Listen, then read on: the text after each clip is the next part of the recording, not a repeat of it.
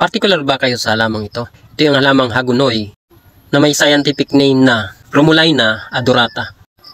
At ito ay pinaniniwalaang nanggaling pa sa Central at South America.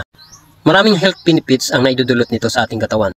Tulad ng pagpapagaling sa ating mga sugat, anti-inflammatory, antioxidant, respiratory health, antimicrobial, antiparasitic, pain relief. Paraan sa paggagamot ng sugat. Kumuha ng dahon at ang katawan nito. Tiktikin hanggang sa lumapot. Siguraduhin malinis ang dahon at ang katawan na kinuha nyo para hindi ma-infect ang sugat. Ilagay ng maigi at ikalat sa sugat.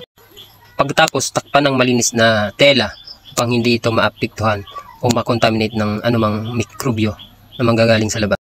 Maglagay every 24 hours at ulit-ulitin ito hanggang sa gumaling ang sugat. Kaya mga kababayan, laging tandaan, ang may magandang kalusugan ay may tuturing na kayamanan. That's it. Thank you.